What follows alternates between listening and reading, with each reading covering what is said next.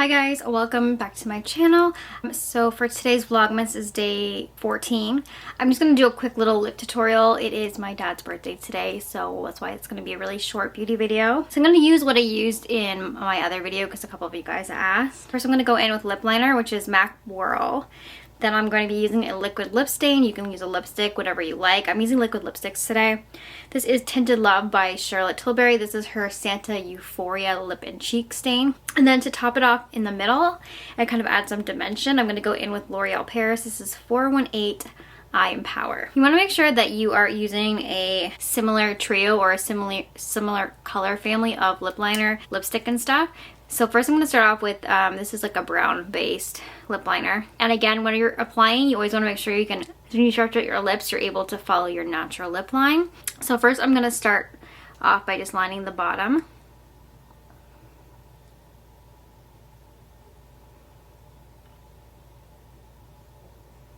When I get to my edges, I always kind of pull in and down, like I use a rounded motion instead of just straight down when I get to the inner corner. That way I'm kind of just following my natural lip line. Because when you're overlining your lips, the closer that you can get the pencil to the corner of your lip and the lower the natural lip line is what's going to make your overdrawn lips look a little bit more natural and less kind of obvious that they're overdrawn. Also, when you're choosing your shades, you want to make sure that they're in the same kind of family, the same kind of tones. You don't want to do like a dark brown with like a peachy nude, because then that way you're really going to see where you've overlined. Again, it's up to you what you want to use. I just try to keep it very similar between the storylines. I would go like 2 or 3 shades darker for my lip liner, and then the lipstick that I'm using, I probably do the color that I want to use, so like maybe a medium tone, and then I'm going to do probably 2 or 3 shades lighter for the highlight shade.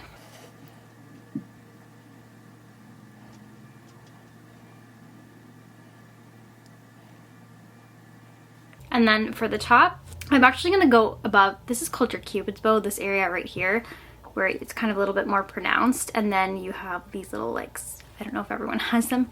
I have very pronounced little folds here in my cupid's bow. And I'm going to go and I'm going to accentuate the curve of my cupid's bow. Like, if you want it to look a little bit more natural, you're going to have a little bit of a dip in it. And then if you kind of want it to look more like fake, like you got lip injections, you're going to want to do more of a circular one where you're not really going to have a dip in your cupid's bow. Someone who had a really famous or pronounced cupid's bow was Marilyn Monroe. I don't know why I said that. So now for the top, I'm actually where I'm going to have the volume. I'm going to start off in the corners, and then it's when I get to the top, that's when I'm going to start to slowly overline, but I'm going to make like little dips, and I'll show you what I mean by that. So you want to keep the lip line natural at first, because that's going to be your starting and your end point.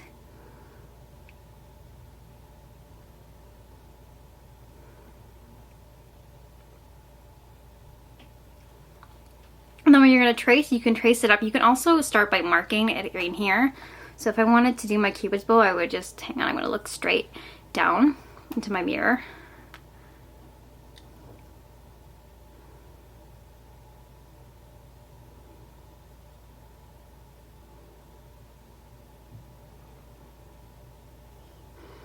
So I kind of went in and I kind of marked a little V in my cupid's bow, and then I'm just going to connect that to that part. And then I'm going to color in any skin that's not part of my natural lip.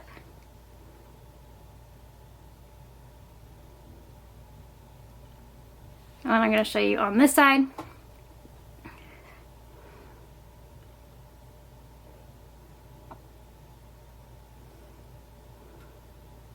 So I've kind of faked a little bit of volume, but instead of gone up straight, I've kind of curved it up to meet the little V that I put in my cupid's bow. And when you meet the little V in your cupid's bow, that kind of helps as a guide to kind of determine where you're going to have the volume on the top lip.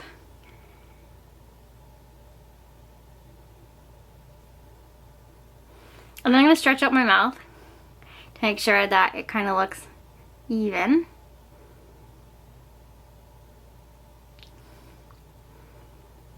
Now you can take it a little bit higher if you want. I might do that. So I'm just gonna remember to like look away from the mirror because you can be so up in detail. you kind of don't see the shape that you're making, and you want to kind of try to make them as symmetrical as you can. I'm just going to put a little bit extra darkening or a bit of a more of an accentuation on the cupid's bow.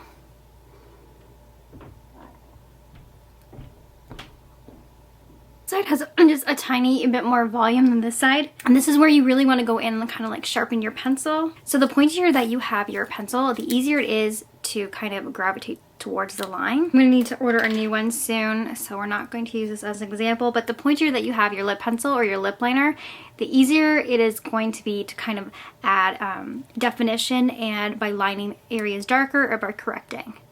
So because I have this area up here,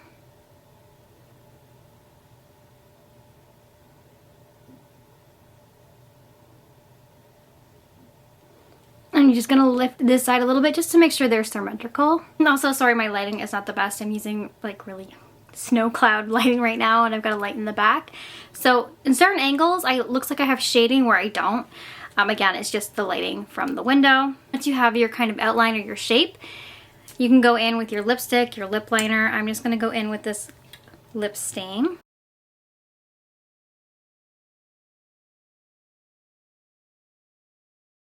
Now this part is optional. You can take a gloss to this. You can take a lighter color. I'm going to go in with this lighter color, and what I'm going to do is you can just leave in the middle to add dimension, but I like the whole look of this, so I'm going to actually take this L'Oreal and I'm just going to apply it everywhere. Usually when people do this, I'm like, oh my god, that looks horrible, but you have to wait, and then when you blend out your lighter color with your finger, it all does come together. And when you first start, it looks a little crazy.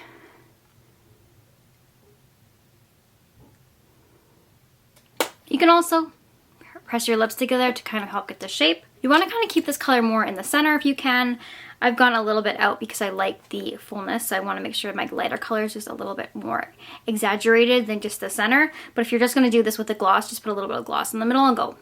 And then that's it, and you will still have that appearance of a fullness. I usually go over the cupid's bow at this point just to kind of put more emphasis or more shadowing there so it looks more prominent, so it looks more natural. So now after you've maybe touched up your lip liner, but if you still notice it's not as sharp as you want it, what you can do is go in with some concealer or powder and a very flat concealer brush or a lip liner brush like this. Essentially what you're going to do is going to take the very tip of the bristles and just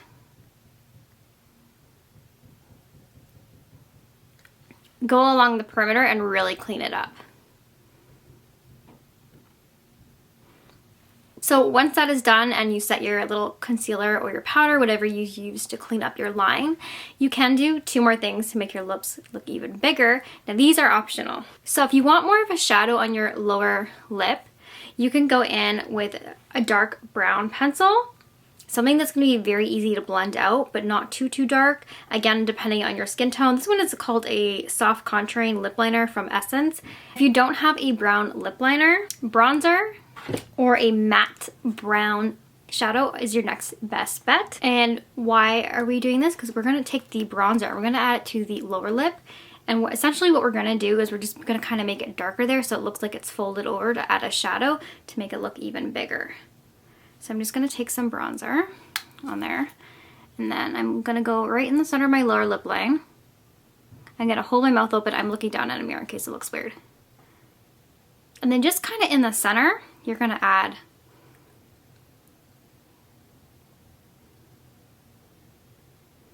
some shadowing and then blend it out with your finger. Now you can apply the same technique to the top, except we're not going to be doing a dark color. We're going to be doing a lighter color. So I'm going to go in with this color right here. This one is Iced from the Jaclyn Hill quad. And I'm going to put it on my finger, and then what you're doing is you're going to, again, pull your lip down so you're not going to mess up your cupid's bow.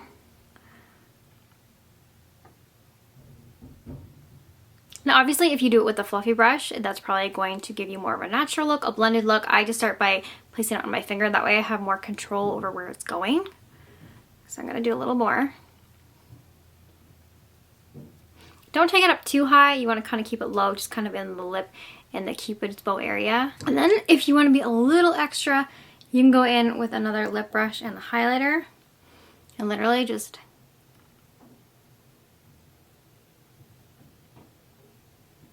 put that in the center of your lips.